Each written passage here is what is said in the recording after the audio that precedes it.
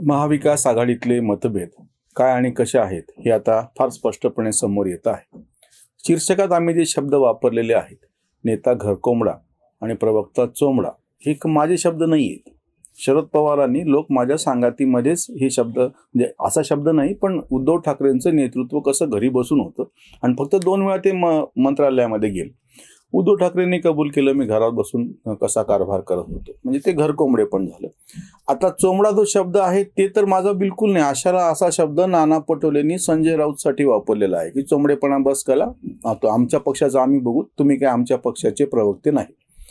आणि त्याला उत्तर देताना हे कमी पडलं म्हणून की काय संजय राऊतनी हे कोण लागून गेले, ते जरी प्रदेशाध्यक्ष असले तरी त्यांना काँग्रेस पक्षातच कोणी ऐकत नाही, त्यांच्यापेक्षा राहुल गांधी माझ्याशी कसं जास्त बोलतात, असं संजय राऊत बोलून गेले. आता हा मुद्दा फक्त महाविकास आघाडीमधले मतभेद आत्ता समोर आलेत असा नाहीये. महाविकास आघाडी नावाची गोष्ट म्हणजे काय आहे तर निवडणूक झाल्याच्या नंतर सत्तेसाठी भाजपला दूर ठेवायचं म्हणून नकारात्मक पद्धतीनं झालेली आघाडी म्हणजे महाविकास आघाडी. भाऊ तोरसेकरांनी फार स्वच्छ व्याख्या केलेली. निवडणूक पूर्व युती असलेली ही आघाडी नाही. महाविकास आघाडी नावाची गोष्ट, हा फॉर्म्युला हा सत्तेसाठीचा फॉर्म्युला आहे आणि कुठल्याही कारणानं जर सत्ता गेली तर ते सगळं इकडं तिकडं विखुरलं जातं. हे सगळीकडे घडलेलं आहे. निवडणुकीच्या नंतर जेव्हा सत्तेसाठी असे काही पक्ष किंवा गट, हे फक्त महाराष्ट्रातलं आणि महाविकास आघाडीपुरतं नाही, प्रत्येक ठिकाणी असं घडलेलं आहे की निवडणुकीच्या नंतर जी आघाडी अशा पद्धतीनं सत्तेवरती येते तडजोड म्हणून, ती पूर्ण काळ टिकतेच असं नाही. जवळपास प्रत्येक वेळीच ही आघाडी फुटलेली आहे. निवडणूक पूर्व युती असेल तर ती आघाडी दीर्घकाळ चालते किंवा एक मोठा पक्ष आणि त्याला सहकार्य करणारे दुसरे छोटे पक्ष असं चालतं. पण विचित्र पद्धतीनं छोटा पक्ष आहे त्याला पाठिंबा देणारा मोठा पक्ष आहे, जसं कर्नाटकात घडलं होतं. कुमारस्वामी मुख्यमंत्री झाले, त्यांना काँग्रेसने पाठिंबा दिला, नंतर काय व्हायचं आपल्या समोरचं उदाहरण आहे.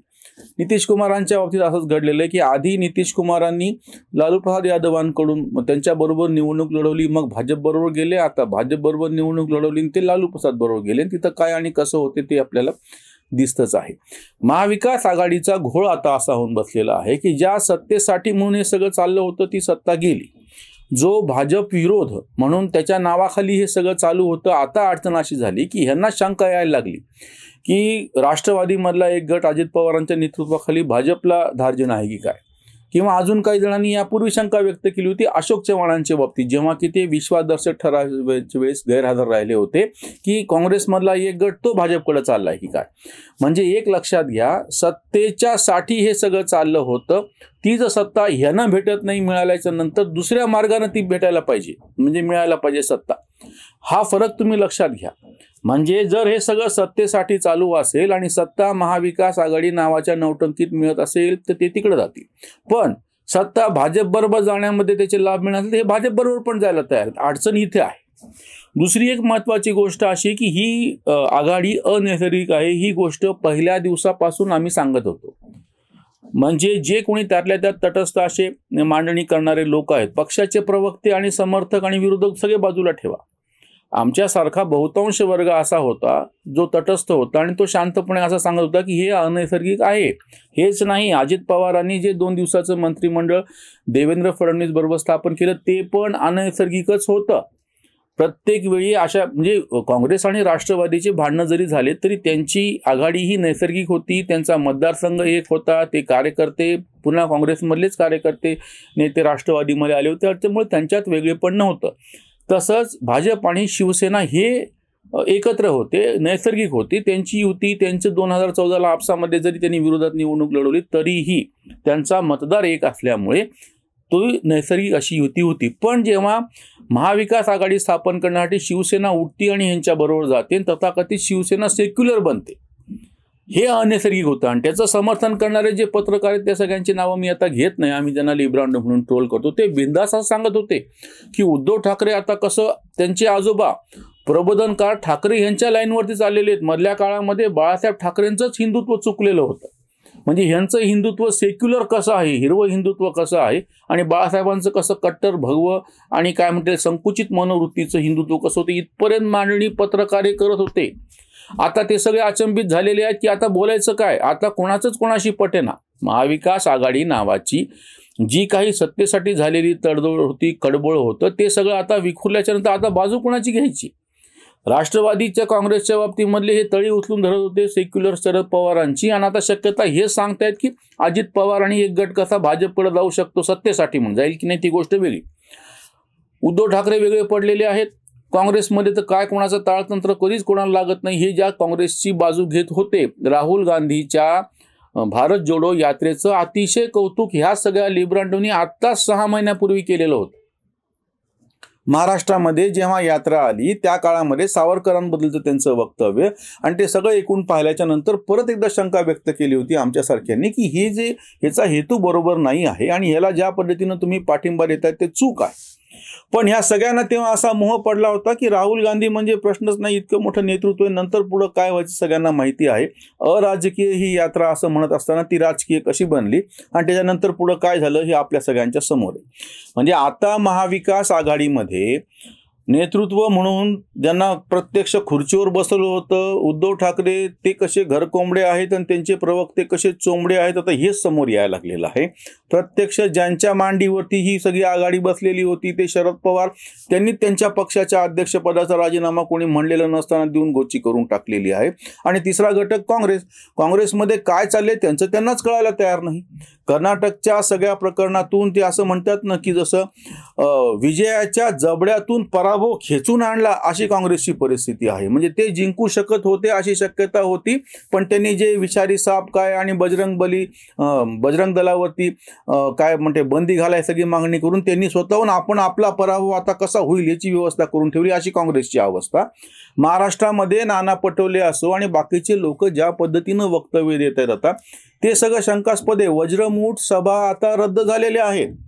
तुम्ही बघा, जेव्हा ह्या सभा होत होत्या तेव्हा उद्धव ठाकरेंच्या भाषणाचं प्रचंड कौतुक करणारी सगळी हीच मंडळी होती.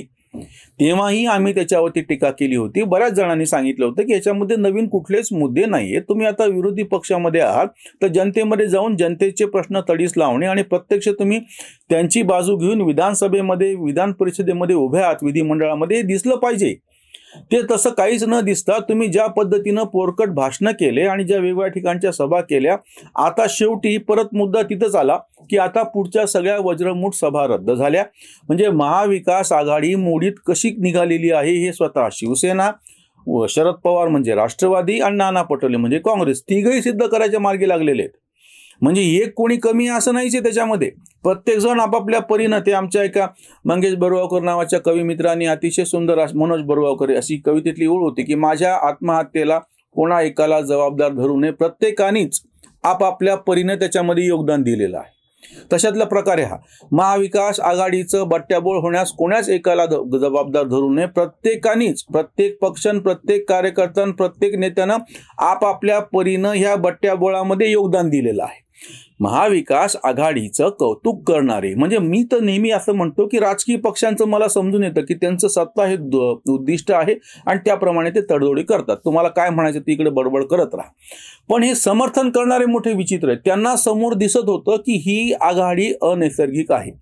असं असताना सुद्धा तुम्ही त्याचं समर्थन का करत होता? तर कारण की तुमचा भाजपचा आंधळा द्वेष.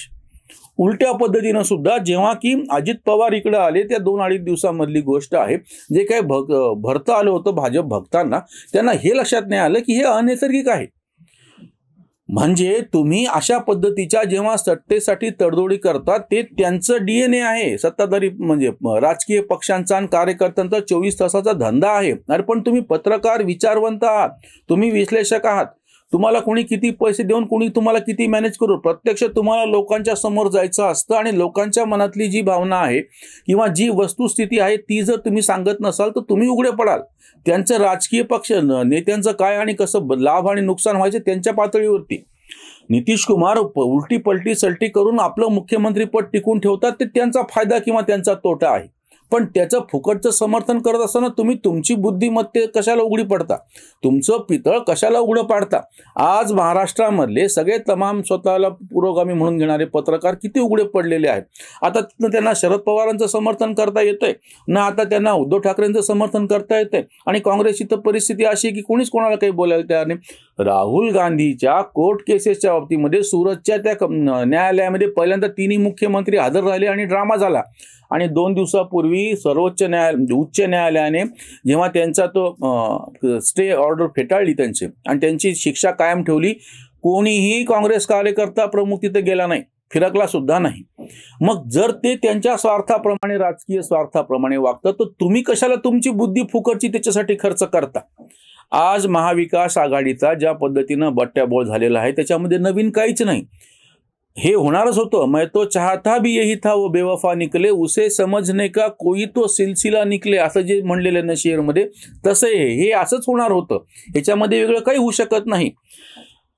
महाविकास आघाडीतले जे मतभेद आता चव्हाट्यावर आलेले आहेत ते नव्हते असं नाही, ते फक्त सत्तेमुळे दबून राहिलेले होते, ते आता बाहेर आलेले. अजून ह्याच्यापेक्षा सुद्धा विचित्र घटना घडताना दिसतील. हे सगळं सत्तेसाठी चालू होतं आणि सत्ता आता मिळणार नाही या सगळ्यातून कळल्याच्या नंतरची ही अस्वस्थता आहे. अगदी राष्ट्रवादीमधली सुद्धा, शिवसेना असो, राष्ट्रवादी असो आणि काँग्रेस असो, यांच्यातली अस्वस्थता ही सत्तेसाठी आहे, बाकीचा नुसतं आव आहे, हे नीट लक्षात घ्या. आणि ह्याचं त्यांच्या बाजूनं विश्लेषण करणारे जे सगळे पत्रकार होते त्यांच्या पण बुद्धीचं पितळ कसं उघडं पडलंय हे लक्षात घ्या. इथेच थांबूयात. धन्यवाद.